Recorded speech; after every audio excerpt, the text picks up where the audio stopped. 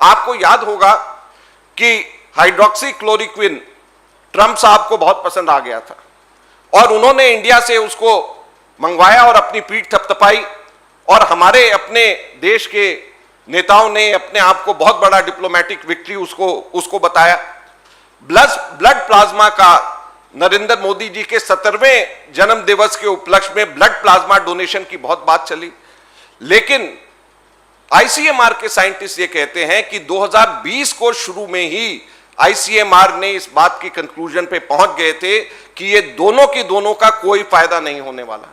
ना blood plasma का कोई फायदा है, ना हाइड्रोक्सी क्लोरोक्विन का कोई फायदा है, और जानबूझ करके इसको छुपाया गया ताकि इसके ऊपर राजनीति करी जा सके। लिहाजा नुकसान क्या हुआ, अभी तक के कुछ महीनों पहले तक हम लोगों ने दिल्ली में और सब शहरों में देखा कि ब्लड प्लाज्मा की डोनेशन को लेकर के लोग इतने ज्यादा अग्रसर हो रहे थे कि उनको लगता था कि ब्लड प्लाज्मा एक रामबाण हम लोगों का है और हाइड्रोक्सी क्लोरोक्विन भी उस तरीके से रोकने के अंदर कारगर हो सकता है, जबकि उसके साइड इफेक्ट्स भी थे। तो गलत लाइन ऑफ ट्रीटमेंट आईसीएमआर के माध्यम से दिया गया, जिसका नुकसान, जिसका खमियाजा भारत की जनता को करना पड़ा, और उसका केवल और केवल राजनीतिक फायदा उसके करने के लिए यह किया गया। तो ये 10 पॉइंट्स ऐसे हैं जो कि हमको लगता है कि